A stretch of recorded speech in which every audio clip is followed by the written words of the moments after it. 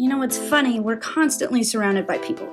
Where we live, where we work, where we play, where we shop. There are these nameless, faceless masses moving in a multitude of directions at a seemingly ever-increasing pace. We're constantly passing by the lives of others, while the lives of others are constantly passing by us. What might happen if we begin to see, to really, really see the people around us? To see more than an anonymous mass of humanity as we're spinning by. To see individuals created in the image of God. People whom God loves. People for whom Jesus died. What might happen if we slowed down, looked around us, and saw through the crowd to the individual person? What might happen if we started to see the faces in the crowd?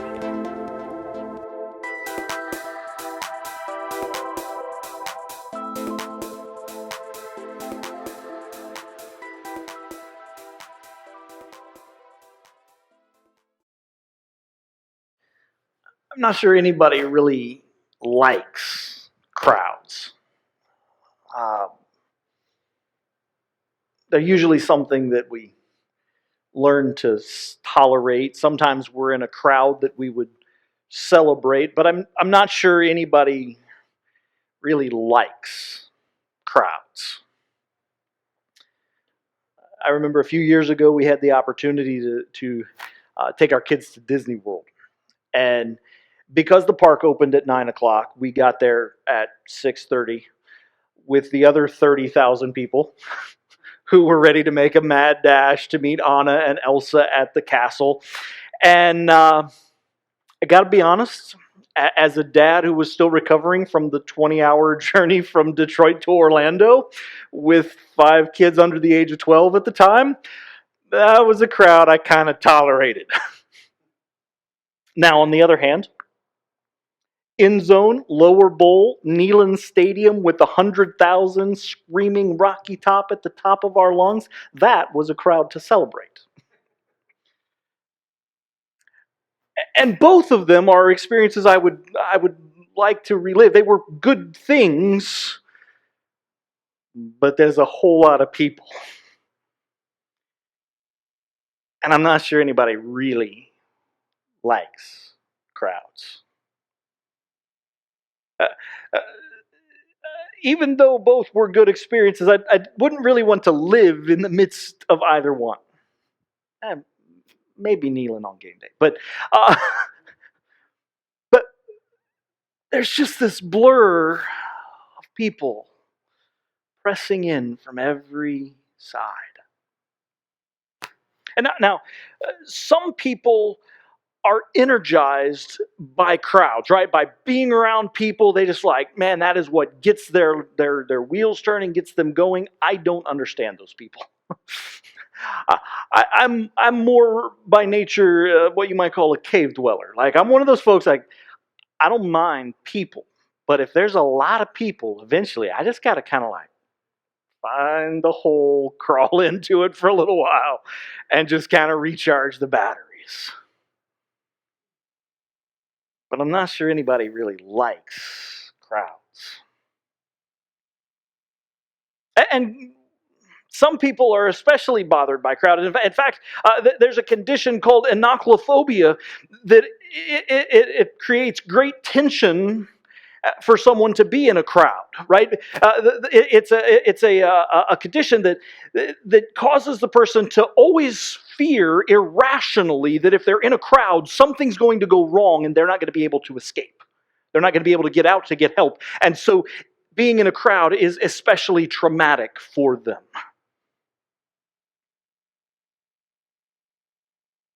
The other thing about crowds is it kind of depends on where you are and what your life experience has been as to whether something constitutes a crowd, right? A crowd, if you're living in downtown LA, is probably defined a little bit differently than if you're living in a small farming town in Iowa, right? But a crowd is a crowd. And regardless of whether you relate to the crowd as an introvert or an extrovert, the folks that kind of draw energy from the crowd or the people who are drained by being in the crowd, whether you count a crowd only if there's 150,000 people or 100. Not sure anybody really likes the crowd, but we can't escape it. We are constantly surrounded by crowds. This loose association of people interspersed, going their own directions, doing their own things, pursuing their own agendas.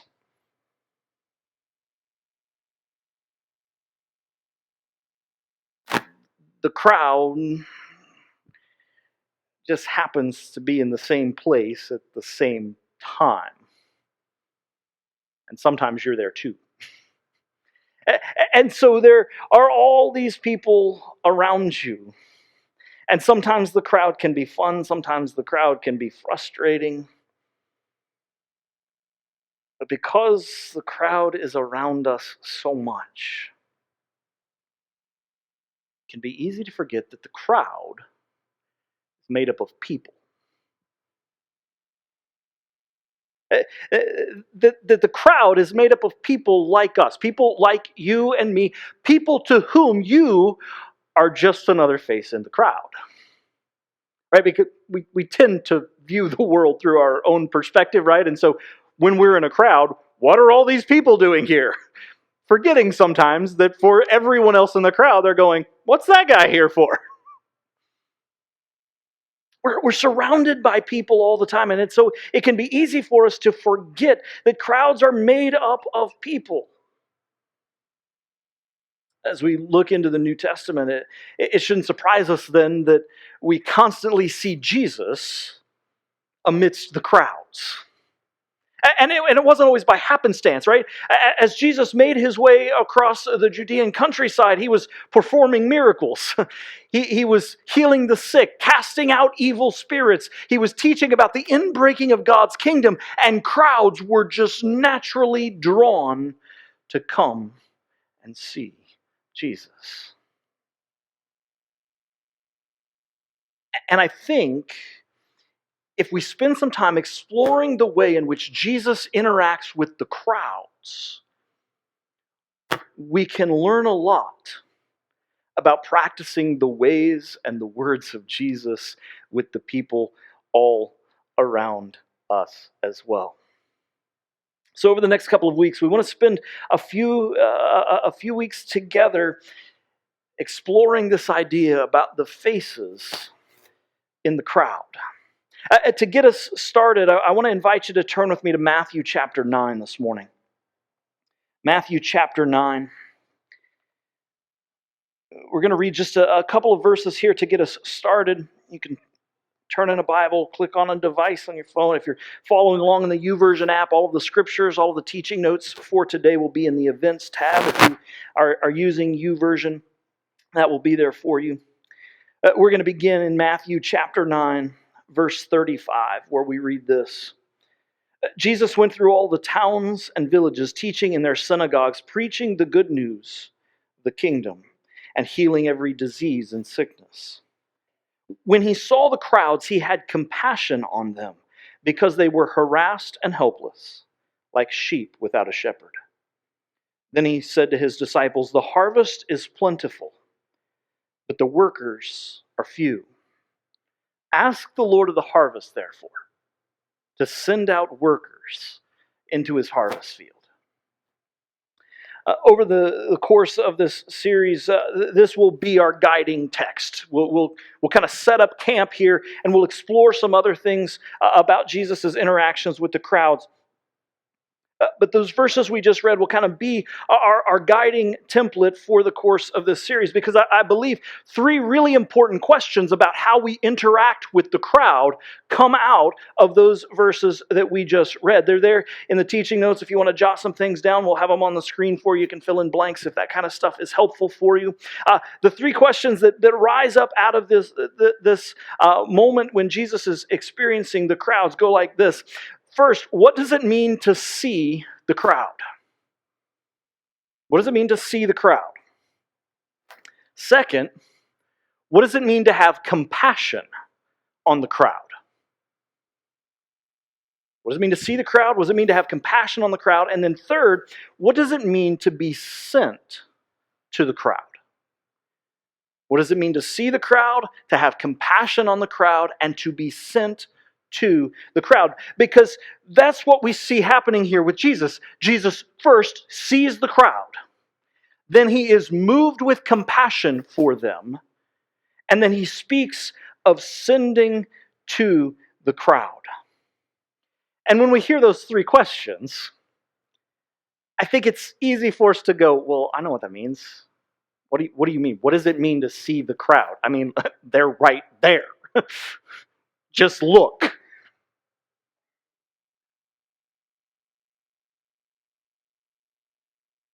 I've never been in a crowd and not noticed the crowd, right? Like, when you say, what does it mean to see the crowd? You're like, well, just open your eyes. They're right there. And yet, consistently, it seems that Jesus, throughout the Gospels, does more than that. That he does more than simply open his eyes, look and go, oh, hey, look at the people.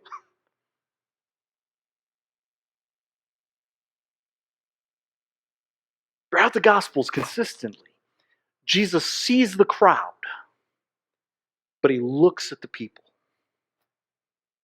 And there's a distinction between the two that I think will help us as we begin to explore what does it mean to follow the ways and words of Jesus as it relates to the crowds all around us. It's hard to miss the crowd. It's even harder to see their faces. I think what we see happening in Jesus' life and ministry is this idea that it's hard to miss the crowd, but it's even harder to see their faces. And so the question behind the question, what does it mean to see the crowd, is really, what do you see when you see the crowd? Most of the time, if we're honest, we see that anonymous, faceless mass of humanity moving in 1,000 directions. People going about their lives and their agendas while ours are just passing by them. So often we see the crowd and we see people who are absorbed in their own world with their own agendas, all the while we are absorbed in ours, obsessed with our own agendas. It's hard to miss the crowd. It's even harder to see their faces, to slow down and to see the people. But what we see happening throughout the Gospels consistently is that's what Jesus did, and I believe it's what he is inviting us as his people to do as well. To help us understand the difference between seeing the crowd and seeing the people, I want us to look into another moment in Jesus' life. It's a moment that Matthew, Mark, and Luke all tell us about.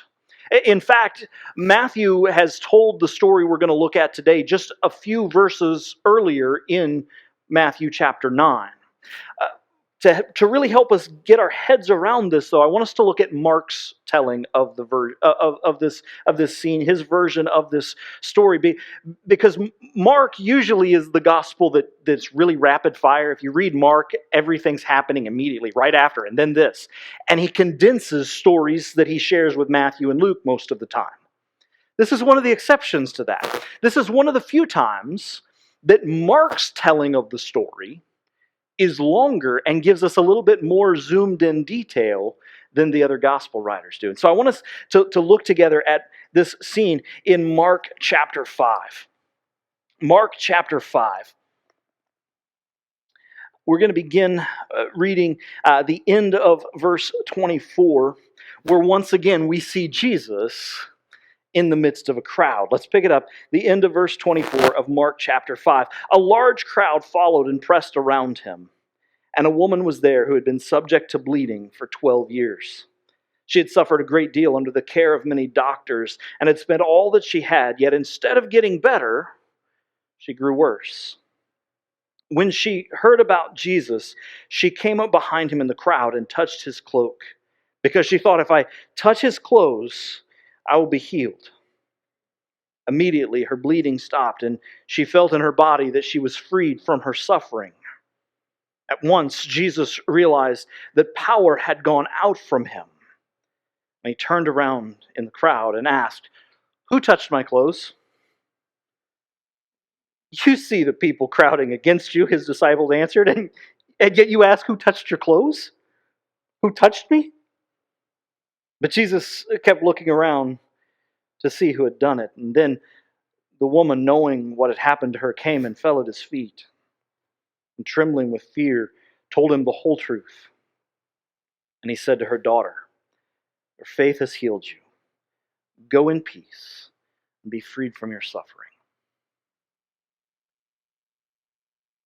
So this scene is part of a larger narrative that unfolds here in Mark 5. In fact, if we try to trace back to the beginning of this narrative thread, we go all the way back to Mark 4:35, where we're told that Jesus had been teaching the crowds.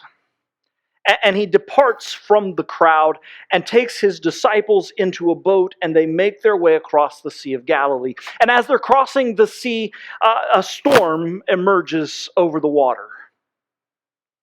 And if you're familiar with the story, the disciples are fearing for their lives, fighting against the waves, and Jesus is where? Asleep on a cushion. And so they go and they wake him up and they say, "Master, don't you care that we're going to die?" And Jesus asks them why they have so little faith. But not before he speaks to the wind and the waves and says, "Be still." Mark tells us that the disciples were terrified, thinking, what sort of man could this be?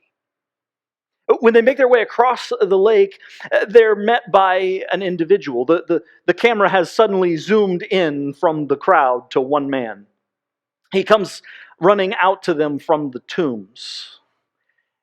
He's a man possessed by a legion of unclean spirits. And Jesus converses with the man, ultimately casting those evil spirits out of him into a herd of pigs who fly over the cliff into the water below.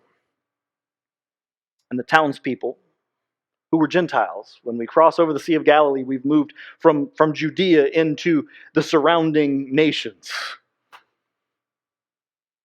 And they plead with Jesus to leave. Go back where you've come from. We're not sure what was wrong with this guy, but we at least know how to deal with him.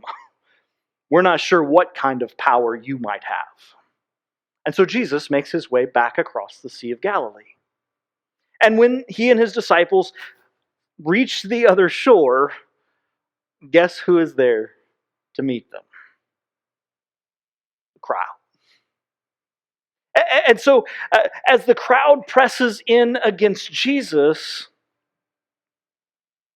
we're introduced to a synagogue ruler named Jairus, who comes and asks Jesus. He says, my daughter is at home dying. Will you please come and heal her?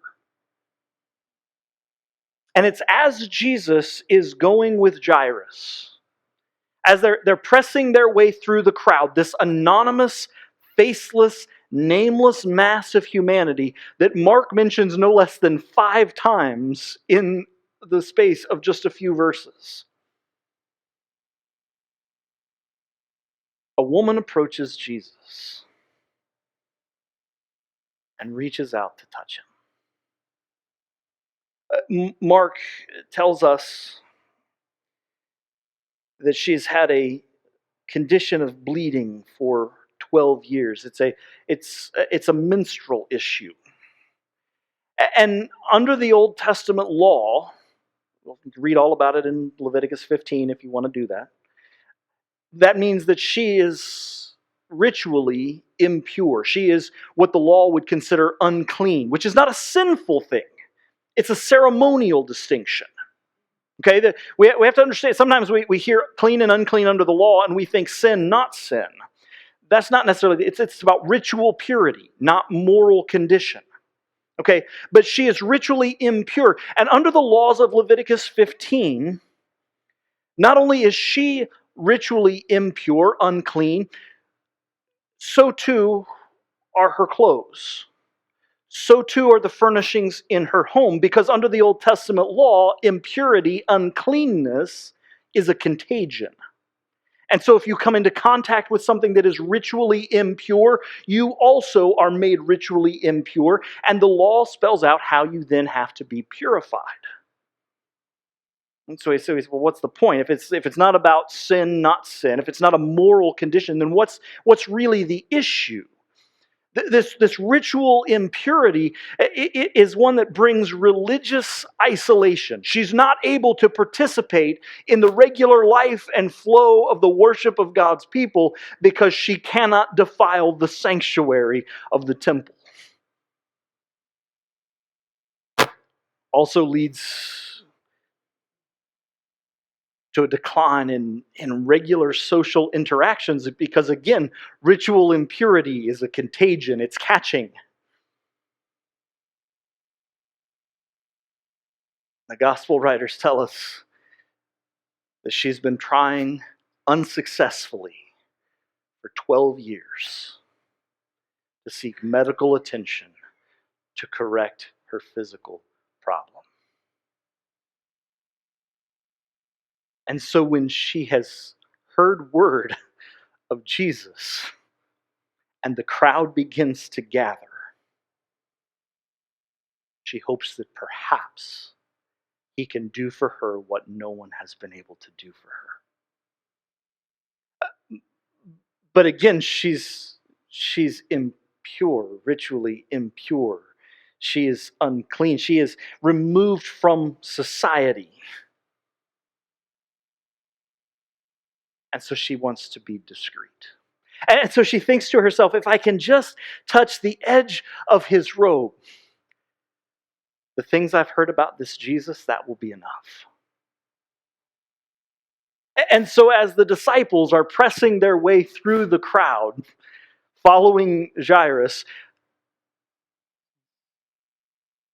the woman approaches Jesus and touches his clothes.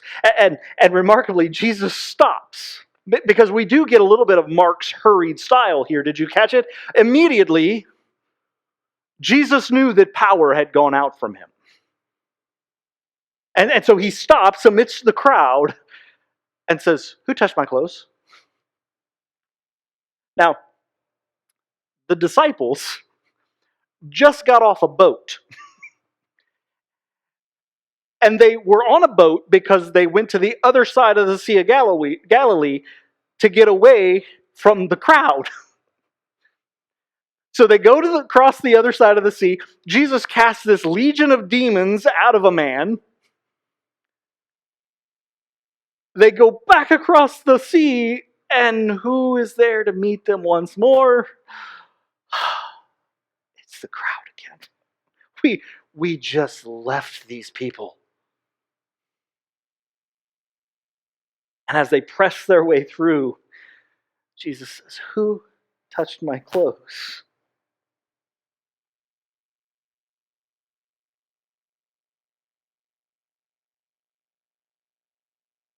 And the disciples aren't really sure what to say or do. What do you mean, Jesus, who touched your clothes? Do you see all the people pressing in against us? And you want to know who touched you? Right? You ever been I'm not talking about like there's a lot of people in a room. Have you ever been in a crowd? It's impossible to know who just touched you because by the time you get turned around, they're already gone, right? There's this mass of humanity pressing in. The disciples are just trying to get their way through because they understand the urgency of the situation. Jairus' daughter is dying. And they want to make sure Jesus can make his way through the crowd because they are confident that he can do something about it. And so they don't want the urgent needs of the crowd to take away what Jesus needs to do, the importance of his work. They don't want all these needy people to distract Jesus from rescuing the synagogue leader's daughter. And let's not miss the social stratification that is present here. On the one hand, you have Jairus, the leader of the synagogue, and on the other, you have this ritually impure woman who is a social outcast. So the disciples are pressing through the crowd. And Jesus stops and says, "Who touched my clothes?" And understandably, they're annoyed like we would be. "Master, what do you mean? Who touched your clothes? Don't you see all these people?" And their response begins to remind us that it's hard to miss the crowd, but it's even harder to see their faces. Because Jesus certainly sees all those people. In fact, he scans the crowd and he finds the face of the woman who touched him. And perhaps they lock eyes and she knows she's been found out. And so she comes and she falls at Jesus' feet, and like the disciples in the midst of the calm storm, is terrified. She's risked so much. She's lost everything, but she's risking so much because if she touches Jesus, she now defiles him and risks judgment. And so she lays out the whole situation.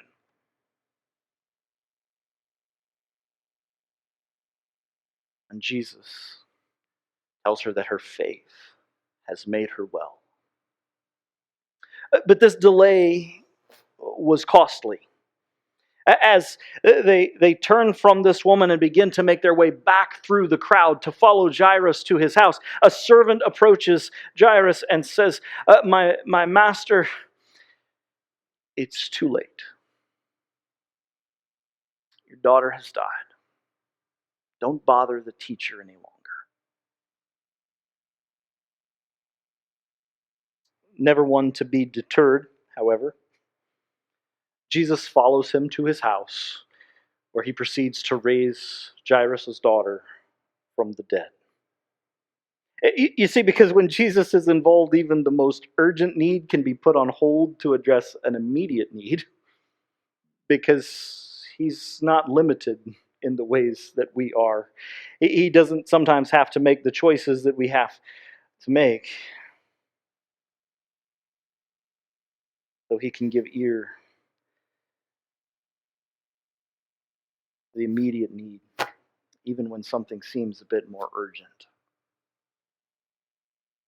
Which I think gets us closer to where we live, because we are consumed by urgency. Right? We don't call it that. We call it busyness, right? But we're consumed all the time by urgency, the press and the need of the urgent. We just call it busyness, and it's kind of like the social currency version of a Monopoly get out of jail free card, right? Like, it's just like, "Oh, I'm so sorry, I forgot. I'm just so busy. Oh, I'd love to. I'm just so busy," right? Like, it's just become this kind of catch-all category that we don't even question with one another, right? And maybe we shouldn't. I don't know. Maybe that's not fair. But it's like somebody says they're busy. It's like, "Oh, okay, I understand. I don't know if it's driven by this fear that we're afraid people will find out maybe we aren't busy, and so like it's this badge of honor. I don't know. But it's become this like catch-all category because we're constantly surrounded by the things that seem urgent.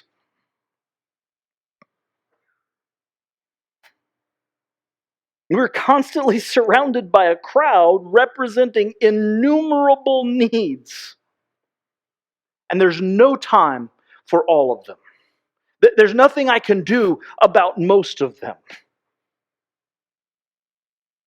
And so it's easy to just ignore them all, put your head down, and never see the crowd.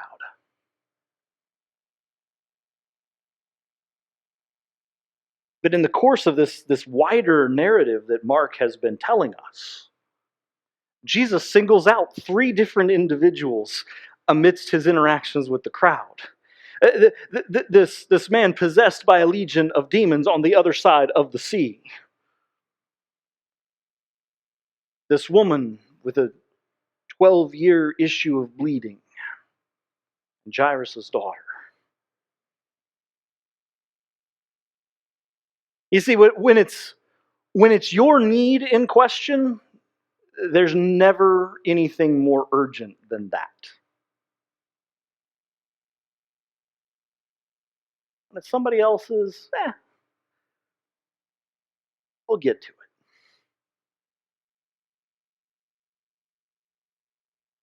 And we begin to understand from Jesus' response here by the way that he singles out these individuals amidst this sea of needs that every person in the crowd thought theirs was urgent, was the most pressing need that he could address that day.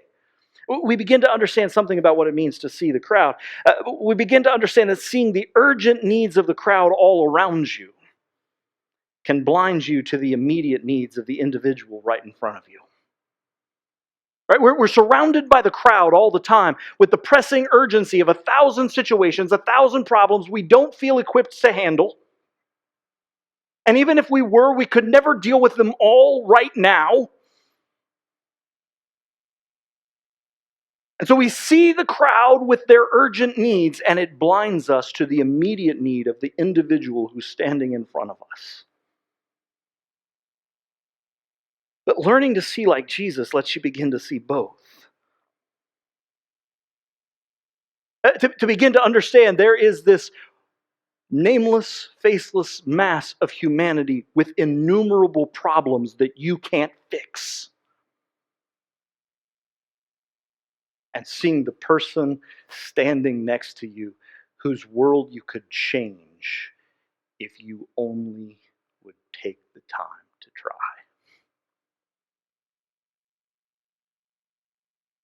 But more often, if we're honest, we're a little more like the disciples in this moment, right? We see the crowd, but we get annoyed at Jesus' question. That kind of makes it sound like he doesn't see the crowd. Like, seriously, Lord? Do you not know all the things I have to do? Do you not know all the other things that are pressing in? The disciples say, Master, don't you see all these people and you want to know who touched you? It's not that Jesus didn't see the crowd, it's that he saw more than that. He saw the faces in the crowd. He saw the immediate need that was right in front of him. If we go back to our guiding text from Matthew chapter 9, Jesus saw the crowd and he was moved with compassion for them. And we begin to understand what it means to see the crowd the way that Jesus sees the crowd. See, when you see the crowd, you can be annoyed by their neediness, or you can be moved with compassion for their needs. And in a world where we are constantly surrounded by the crowd, where urgency is pressing in from every side, it can be really easy to be annoyed by the neediness of the crowd. Nameless, faceless people who I don't know, who want something from me, who think their problems are the most urgent thing in the world. And it's really easy to be annoyed by that.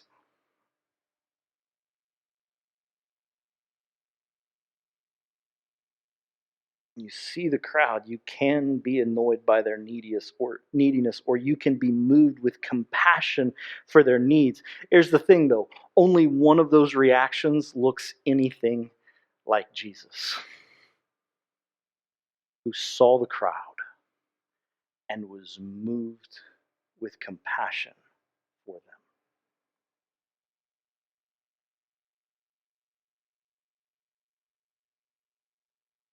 But what does it mean to see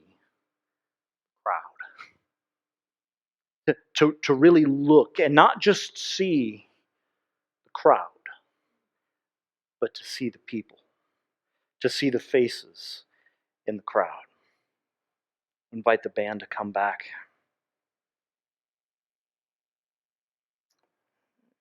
Because it won't change that we are constantly surrounded by the crowd, but constantly surrounded by people moving in countless different directions at an ever increasing pace. I don't think that's going to change anytime soon. But what do you see? Sometimes I see people whose needs stand in the way of my needs being accomplished. Right? That's what happens at the traffic light when you're the only person in the world who knows how to drive. Right? That's not a personal story, I promise. Right? Sometimes I feel like there's all these people, and man, if they get their needs met, it's just going to bump me down the list. Sometimes I look at the crowd and I see a mass of anonymous people whose needs far outstretch my ability to do anything about it.